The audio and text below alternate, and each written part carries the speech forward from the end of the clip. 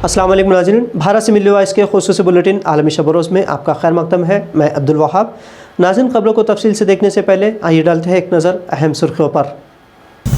Bus stop पर खूबसूरती के लिए बनाए गए गुंबद, कर्नाटक के फिरका परस्तों को नहीं हुआ हजम, गुंबद हटाने की दी धमकी। समाजवादी पार्टी रहनुमा अबू आसिम आज़मी के दफ्तर पर इनकम टैक्स का छापा, 20 से ज़्यादा मकामात की ली गई तलाशी। इस्तांबुल धमाकों में पीके के दहशतगर्द तंजीम का हाथ, मुश्तबा मुलजिम को तुर्क पुलिस ने किया गिरफ्तार। 8 अरब हो गई दुनिया की आबादी, 2023 में चीन को पछाड़ेगा भारत।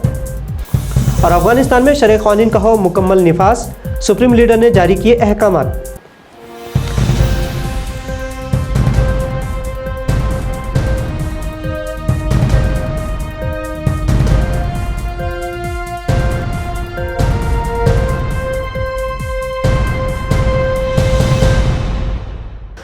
कर्नाटक में एक बस स्टॉप को खूबसूरत बनाने उस पर 3 गुंबद लगाए गए थे, जिसे फिरका परस्त सियासतदान हजम नहीं कर पा रहे।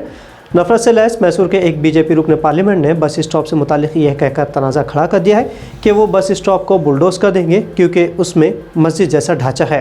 मैसूर कोडोगो लोकसभा हल्के से MP प्रताप सिम्हा ने धमकी दी है कि मकामी इंतजामिया मैसूर OT रोड पर बने बस स्टॉप को मुनहदम नहीं करती है तो वो खुद उस पर बुलडोज़र चलाएंगे। बीजेपी रुकन पार्लियामेंट की इस ऊंची हरकत पर कर्नाटक कांग्रेस कमेटी के सरबराह ने कहा कि अगर ऐसा है तो उन सरकारी दफातर पर भी बुलडोज़र चलाए जाएं जिनकी शक्ल गुंबद जैसी है। अपोजिशन रहनुमाओं के खिलाफ ताकत के गलत इस्तेमाल का इल्ज़ाम बीजेपी पर लगता रहा है।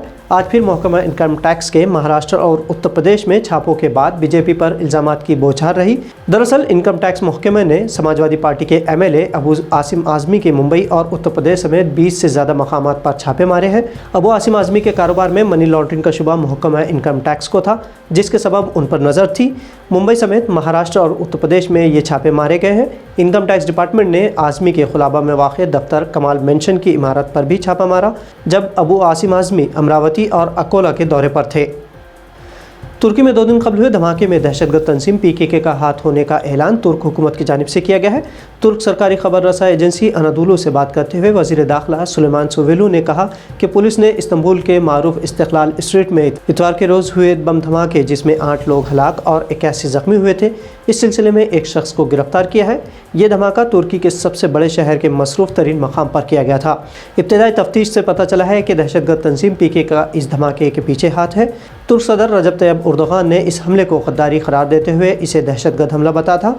तुर्की में हुए इस बम धमाके में हलाकतों पर मुतअद्दिद आलमी रहनुमाओं ने अफसोस और ताज़ियत का इजहार किया है। इससे पहले भी इस्तिक़लाल स्ट्रीट पर साल 2016 में एक खुदकुश बम धमाका हुआ था जिसमें 4 अफराद हलाक और 39 ज़ख्मी हुए थे। नाज़रीन, दुनिया की आबादी 8 अरब यानी 800 करोड़ तक पहुंच गई है और हिंदुस्तान 2023 में दुनिया की सबसे बड़ी आबादी के तौर पर चीन को पीछे छोड़ देगा। इस तरह की इत्तला अक़वाम मुत्तहिदा की वर्ल्ड पॉपुलेशन प्रॉस्पेक्ट्स 2022 की रिपोर्ट में दी गई है। अक़वाम मुत्तहिदा के ताज़ा तरीन अंदाज़े बताते हैं कि साल 2030 में दुनिया की आबादी 8.5 अरब और साल 2050 में 9 अरब 70 करोड़ और साल 2100 में 10 अरब 40 करोड़ तक पहुँच जाएगी। अक़वाम मुत्तहिदा के सेक्रेटरी जनरल एंटोनियो गुतेरेस ने कहा कि ज़चगी और बच्चों की अमवात में ड्रामाई तौर पर कमी हुई है।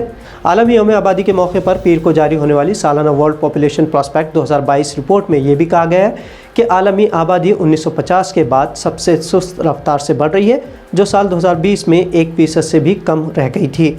आलमी आबादी को 7 से 8 अरब तक पहुँचने में जहाँ 12 साल लगे, वहीं साल 2037 तक इसे 9 अरब तक पहुँचने में तकरीबन 15 साल लगेंगे।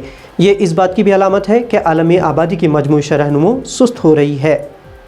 अफगानिस्तान में इक़्तिदार हासिल करने के तकरीबन 1.25 साल बाद तालिबान ने शरई क़वानीन के निफाज के अहकाम जारी किए हैं। जजों को इत्तला दी गई है कि वो मुल्क में मुकम्मल तौर पर शरई क़वानीन का निफाज करें।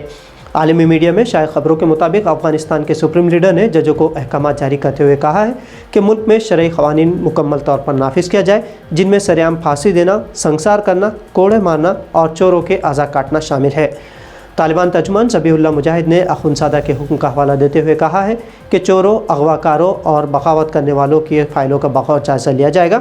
उन्होंने कहा है कि वो फ़ाइलें जिनमें हुदूद और क़िसास की तमाम शरई शराइत पूरी की गई हैं, तमाम लोग उन पर अमल करने के पाबंद हैं। ये शरीयत का हुक्म है जो सब पर वाजिब है। तो नाज़रीन, मिल्ली वॉइस के आलमी शब रोज़ बुलेटिन में आज इतना ही। मज़ीद ख़बरों के लिए मिल्ली वॉइस चैनल को सब्सक्राइब करना न भूलें। अब अब्दुल वहाब को इजाज़त दीजिए। अल्लाह हाफ़िज़।